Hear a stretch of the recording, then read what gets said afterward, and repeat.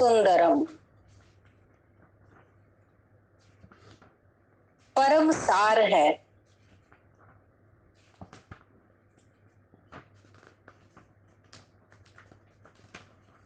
परमात्म सत्य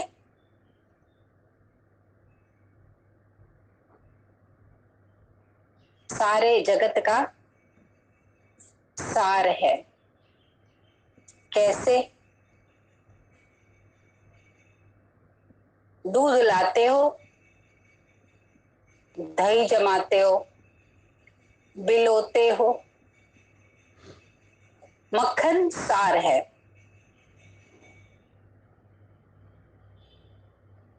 इतना विशाल जो जगत है,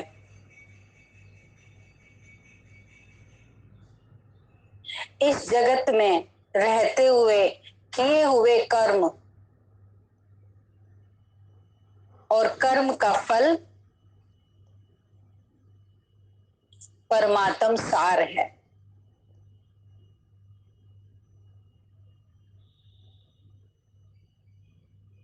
आप दूध, अच्छे दूध का, प्योर दूध का चयन करते हैं,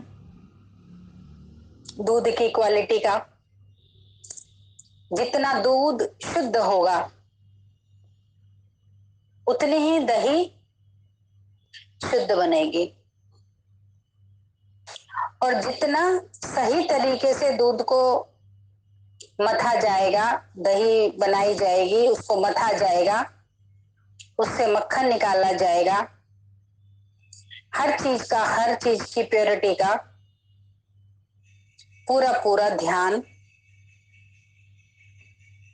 रखना अति आवश्यक है अगर आप मक्खन चाहते हो। इसी तरीके से अपने कर्मों की शुद्धता, जैसे दूध की शुद्धता का ध्यान रखते हो, कहीं मिलावटी दूध तो नहीं है जो दही भी नुकसान दे और मक्खन भी नुकसान दे। इसी तरीके से कर्म की शुद्धता पर बारीकी से ध्यान दिया जाना अति आवश्यक है। ये कैसे पता चले कर्म शुद्ध है कि अशुद्ध है? अपने हर कर्म को, हर श्वास को परमात्म श्वास के साथ जोड़ने की कोशिश करें। धीरे धीरे करते करते श्वास को परमात्म श्वास के साथ जोड़ने की, अपने कर्म को दिव्य कर्म बनाने की कोशिश करें। जितना आप अटेंशन देके कर्म करते हैं, अटेंशन देके दूध उबालते हैं, ये तो नहीं कि दूध आया पड़ा हुआ कब है, उबालते कभी हैं, इस बात पर अटेंशन रहता है ना कि दूध कहीं फट तो नहीं जाएगा, बर्तन मैला तो नहीं है। बर्तन की शुद्धताई दूध के उबालने का समय सारा सुनिश्चित कर लेते हो कि अगर पहले दिन का या गंदा बर्तन है तो दूध सही तरीके से टिकेगा नहीं। इसी तरीके से मन बुद्धि रूपी बर्तन, मन बुद्धि रूपी बर्तन शुद्ध है, जिसमें ज्ञान और ध्यान रूपी दुग्ध, ज्ञान और ध्यान रूपी दही सही तरीके से स्टोर कर सकते हैं। जब तक मन और बुद्धि रूपी बर्तन स्वच्छ नहीं है, उसमें विकार है, तृष्णा है, भय है, अहम है, तेरी मेरी बातें हैं, तो मैला अशुद्ध बर्तन में ज्ञान और ध्यान रूपी शुद्ध दुग्ध ठहर नहीं सकता। ये ऐसे ही हो जाएगा जैसे कि हमने पहले दिन के बर्तन में या अभी ठीक तरीके से मंजा साफ सुथरा बर्तन नहीं है, उसमें दूध निकाल दिया है और उस से दूध फट गया। आज तो पता नहीं क्या हुआ, 10 घर में दूध गया था, पता नहीं आज हमारा ही दूध कैसे फटा, क्या कारण हुआ।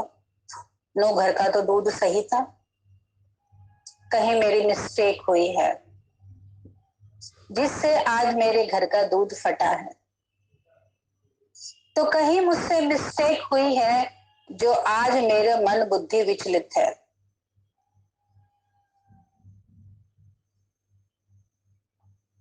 ज्ञान और ध्यान रूपी दुग्ध आज सही नहीं है, मन बुद्धि विचलित है, बर्तन मैला है या बर्तन में कोई विकार आ गया है, बर्तन साफ नहीं है ध्यान से ज्ञान से, तो बुद्धि विचलित होती है। अगर डेली बेस पर बर्तन को साफ करते रहते हैं, ज्ञान और ध्यान रूपी दूध सही तरीके से उसमें स्टोर होता है, सही तरीके से मंथन करने से उससे मक्खन निकलता है, और वही मक्खन परमात्म सार है।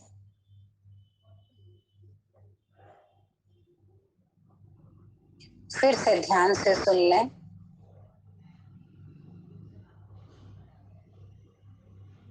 ज्ञान और ध्यान से जब मन और बुद्धि रूपी बर्तन को साफ स्वच्छ कर लेते हैं तो गुण और शक्तियां उसमें स्टोर हो पाती हैं, ठहर पाती हैं, और उनका मंथन करने से जो मक्खन निकलता है वो मक्खन कर्म रूपी फल है। और जो किसी भी कारण से मन और बुद्धि में विकार पड़े हैं, मन और बुद्धि मैले हैं, तो कितना ही प्योर ज्ञान हो, कितना ही ध्यान लगा लो, मैले बर्तन में ज्ञान और ध्यान टिकेगा नहीं। चाहे कितना ही शुद्ध, कितना ही प्योर आपको हर रोज मिलता हो, इस ज्ञान और इस ध्यान में मिलावट रिंचक मात्र नहीं है। फ्रेश ज्ञान और फ्रेश ध्यान आपको हर रोज करने को मिलता है। आप इसकी इम्पोर्टेंस को कितना समझते हो? जीवन रूपी गाड़ी को चलाने के लिए मुझे इसका जीवन में धारण करना कितना जरूरी है, इसकी इम्पोर्टेंस को आप कितना समझते हो, उतना ही अपने मन बुद्धि को स्थिर रखते हो और साफ और शुद्ध रखते हो, मैला होने ही नहीं देते। और जो पहले से मैली है उसको साफ करने की कोशिश करते हो।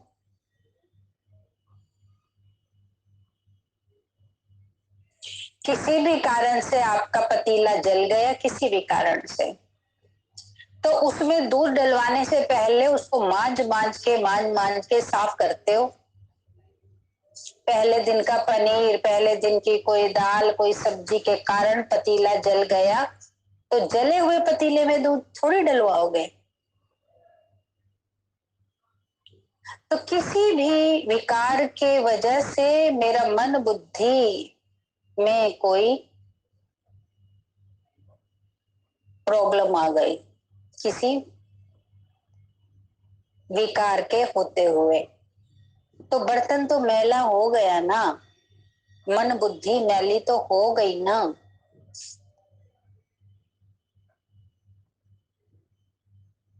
तो जब बर्तन मैला हो गया तो उसमें शुद्ध ज्ञान शुद्ध शक्तियां नहीं टिकेंगी। शुद्ध ज्ञान शुद्ध शक्ति को टिकाने के लिए आपको अपने बर्तन को फिर से अच्छे से मांजना पड़ेगा।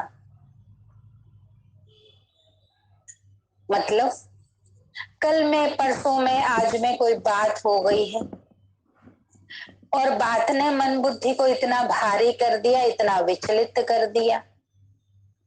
रह रह के बात मन को सता रही है, बुद्धि को विचलित कर रही है। बात बात उससे मन बुद्धि रूपी बर्तन मैला हो जाता है।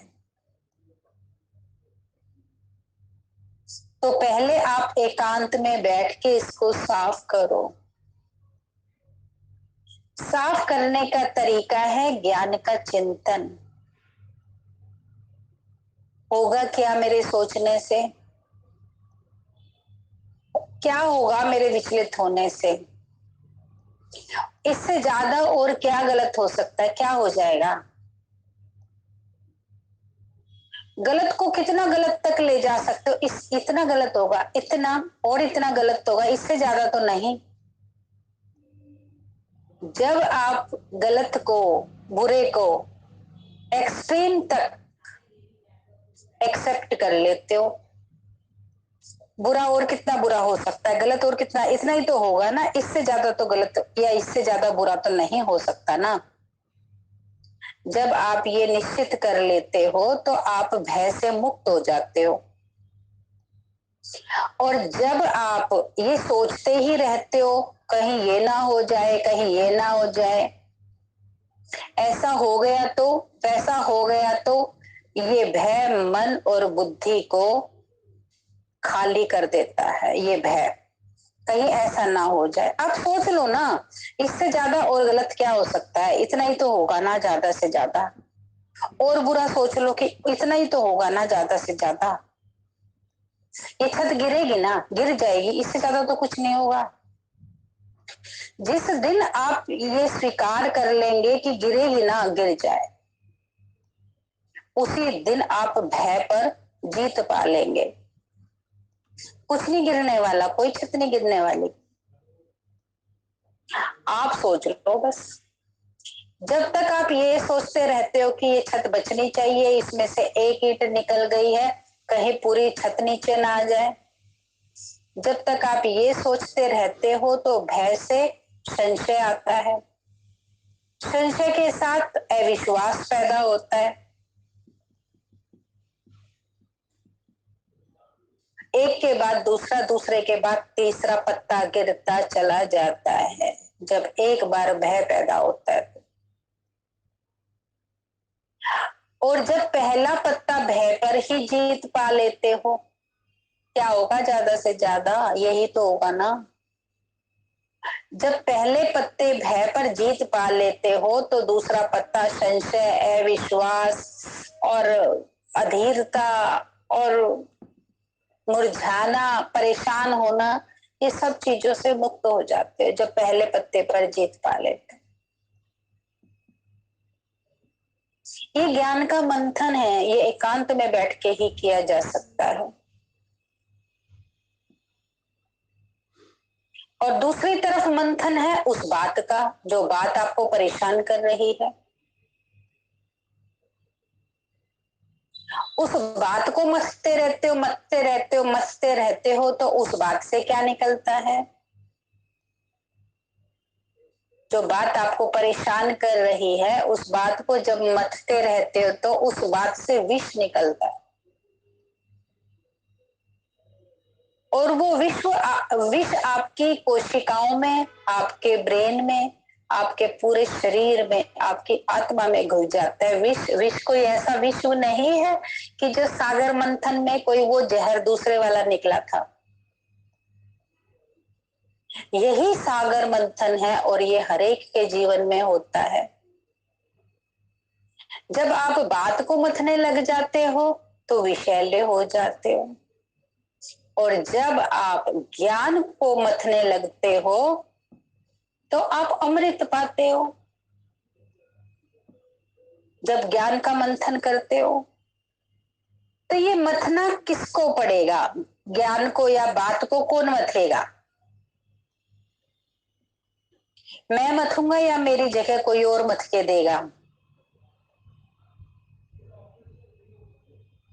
चाहे ज्ञान का मंथन करूं और चाहे बात का मंथन करूं, बात कितनी भी बिगड़ी हुई हो, ये मंथन करना और ना करना मेरे ऊपर है।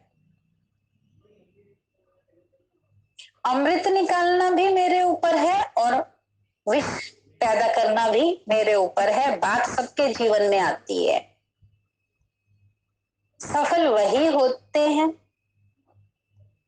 जो ज्ञान का चिंतन, ज्ञान का मंथन करते हैं, समझ का मंथन करते हैं, समझ को सही समय पर यूज करते हैं। और जो समझ को उठा के रख देते हैं, बात का ही मंथन किए जाते हैं, ये क्यों हुआ, ये कैसे हुआ, कब होगा, होगा नहीं होगा, जो बात का मंथन किए जाते हैं वो और ही ज्यादा उलझ जाते हैं।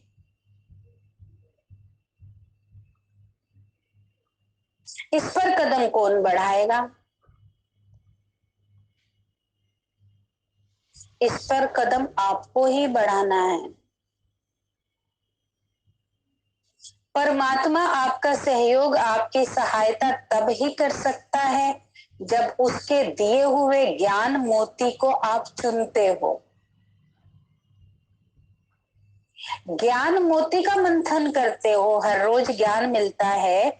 ज्ञान मोती का जब आप मंथन करते हो, यही तो परमात्मा का सहयोग है।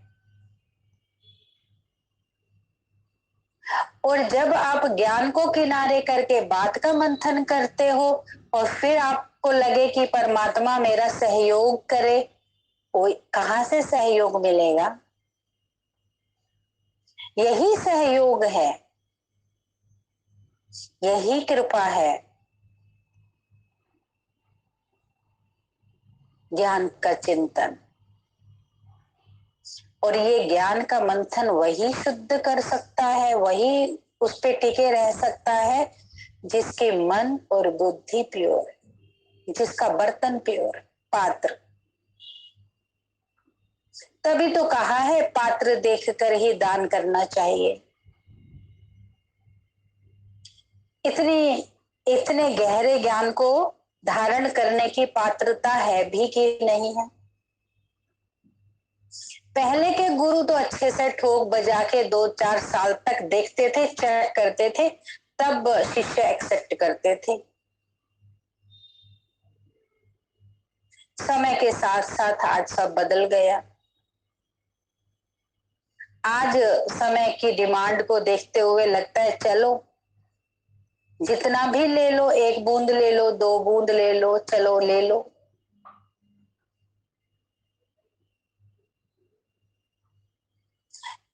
पहले आपको हर सामान लेने के लिए शॉप पर जाना पड़ता था, पहले कपड़ा लेकर सिलवाना पड़ता था। आज समय को देखते हुए हर चीज की डिलीवरी घर पर होती है। सिला सिलाया अभी बोलो, आधे घंटे में कपड़ा तैयार आपको घर डिलीवर हो जाता है। इसी तरीके से समय की तीव्रता को देखते हुए आपको घर बैठे ज्ञान मिल रहा है, वरना यही ज्ञान आपको बहुत सालों तक जाके गुरुकुल में लेना पड़ता, घर परिवार छोड़ के एकांत में जाके। यही ज्ञान तो है जो आपको घर बैठे मिल रहा है। इसी ज्ञान का मंथन करके बड़े बड़े राजा बनते हैं। इसी ज्ञान का मंथन करके कर्मेंद्रिय जीत बनते हैं। इसी ज्ञान का मंथन करके राजा जनक बनते हैं, विदेही। इसी ज्ञान का मंथन करके अष्टावक्र बनते हैं। इसी ज्ञान का मंथन करके प्रहलाद बनते हैं। इसी ज्ञान के मंथन से कबीर पैदा होते हैं।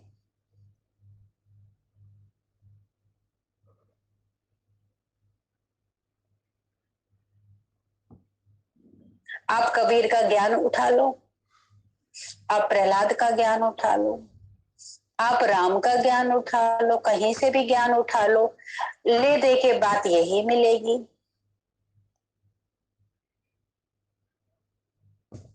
यही ज्ञान आपको स्वराज्य अधिकारी बनाता है।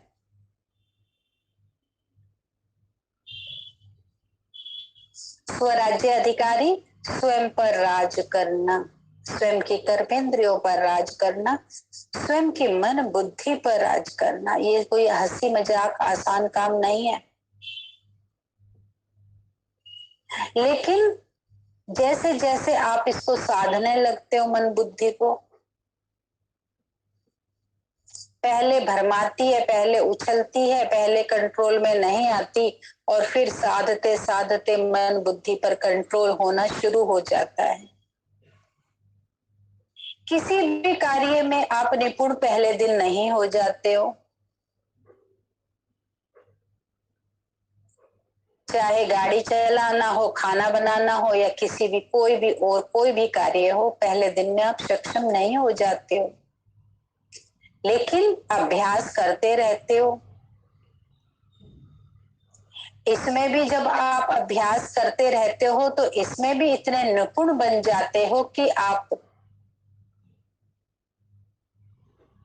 स्वराज्य अधिकारी बन जाते हो। ये शब्द इतना छोटा नहीं है, स्वराज्य अधिकारी। ये बहुत तप के बाद ये शब्द मिलता है, बहुत साधना के बाद, बहुत मेहनत के बाद स्वराज्य अधिकारी बनते हैं। साल 6 महीना 2 4 5 साल में स्वराज्य अधिकारी नहीं बन सकते।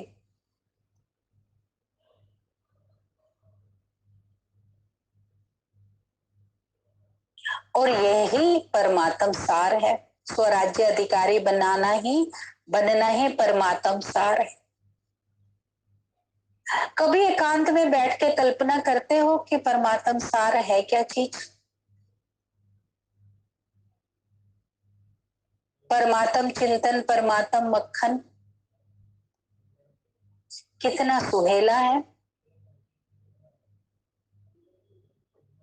कितना मीठा मधुर है। भयावह से भयावह अंधकार से मुक्त करने वाला है परमात्म सार, परमात्म मक्खन चिंतन।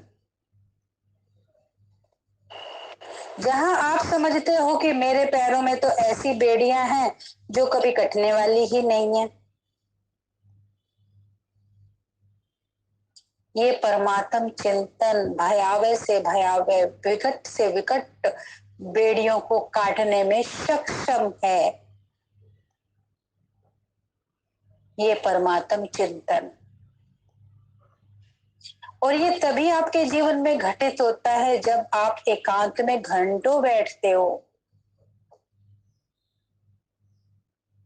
आप सोचो कि मैं चलते फिरते चिंतन ही करता रहता हूँ, मेरा तो सारा दिन ही चिंतन में ही चला जाता है, इसके अलावा तो मुझे कुछ काम ही नहीं है। चलते फिरते गहरे में ना उतर पाएंगे।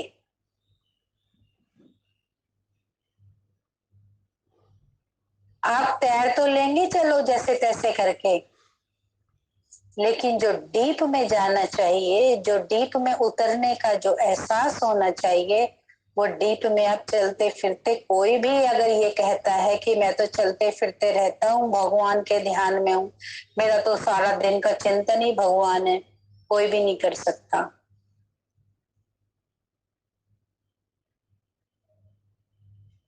एकांत में तो जाना ही पड़ेगा, और एकांत को प्रिय भी लगना पड़ेगा कि आपको एकांत अच्छा लगने लगे, एकांत सुहाना लगने लगे। आप समय निकालो। जब मैं चारों ओर की बातों से मुक्त होऊंगा, एकांत में होऊंगा, तभी मैं परमात्म चिंतन कर सकता हूँ। वो इतना छोटा नहीं है जो आपके काबू में आ जाएगा।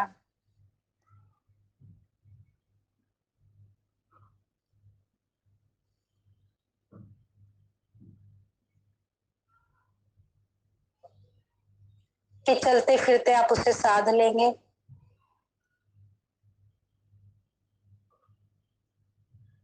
उसको साधने के लिए आपको अपने आप को खोना पड़ेगा। जो अस्तित्व आपका अभी तक है उस अस्तित्व को मिटाना पड़ेगा, जो अस्तित्व आज तक का है, इस समय तक का है।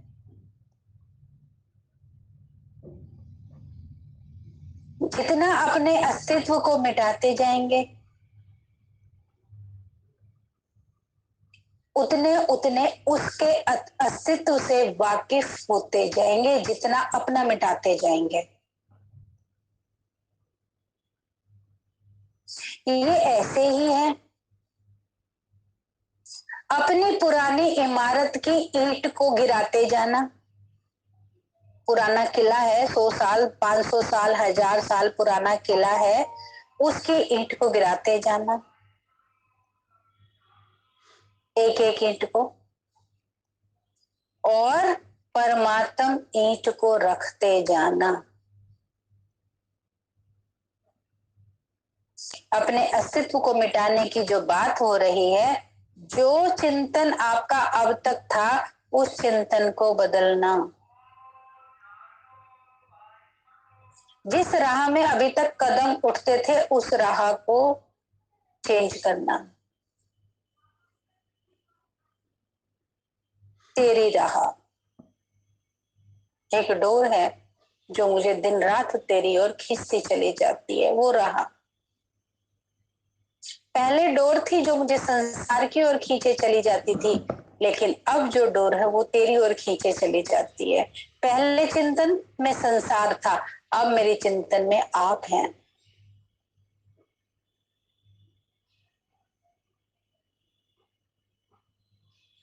पहले मेरा मुख संसार की ओर था, मैं संसार को ही देखता रहता था, अब मेरा मुख तेरी ओर।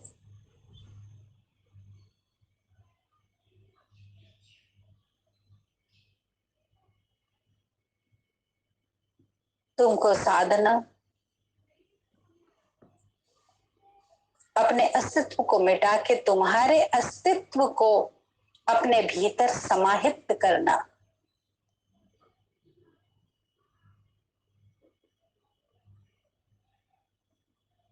मेरी जो पुरानी बिल्डिंग है, जो जर्जर हो चुकी है, कभी भी ढहने वाली है, मेरी पुरानी बिल्डिंग, अपना अस्तित्व मेरी पुरानी बिल्डिंग, आप सभी जानते हो। आपकी सबकी बिल्डिंग पुरानी हो गई है। किसी भी दिन किसी भी सेकंड ढह जाने वाली है।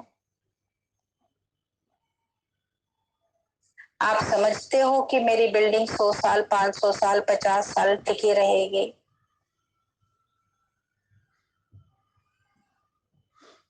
शरीर रूपी बिल्डिंग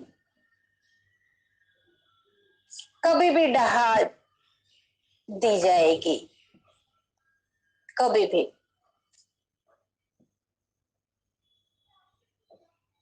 ये बिल्डिंग ढहे,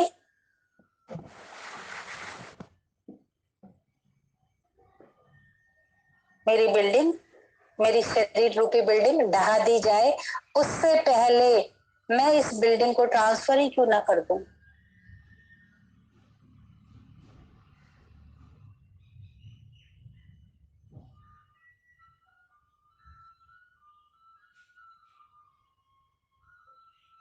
जिस घड़ी ये डोली उठ जाएगी,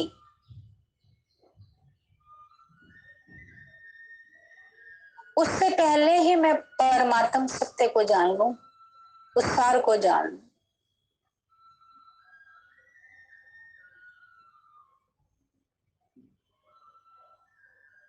इस पुरानी इमारत की जगह नई इमारत, सत्य की इमारत खड़ी कर दूं। मेरा अस्तित्व पुरानी इमारत, परमात्म अस्तित्व अचल अडोल इमारत।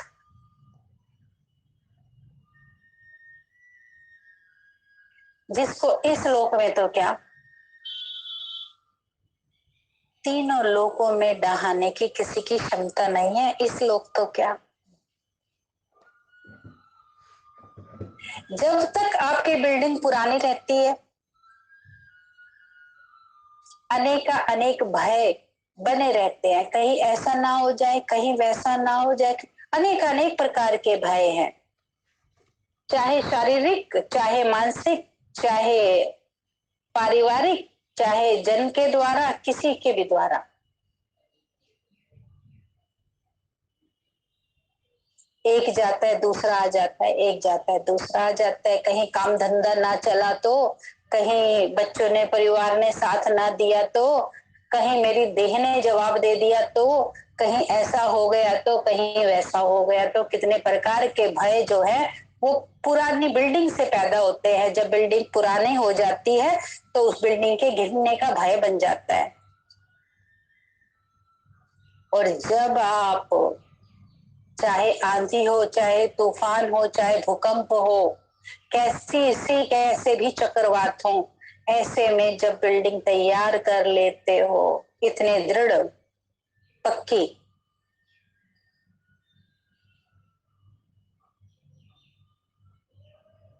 तो आप भय मुक्त हो जाते हो। और ये ईंट एक दिन में नहीं चढ़ती कि आप सोचो कि एक दिन में ये ईंट आप खड़ी कर लेंगे और पुरानी गिरा लेंगे।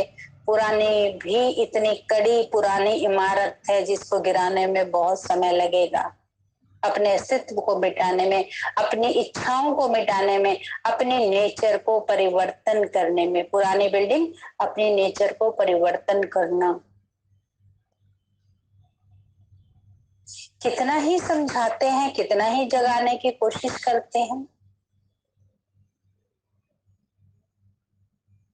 लेकिन लेकिन जो पुराने जन्मों की नेचर है वो मुझे बदलने ही नहीं देती अपने आप को। फिर मुझ पर वार करती है, फिर मुझ पर वार करती है मेरी पुरानी नेचर, मेरी पुरानी आदत।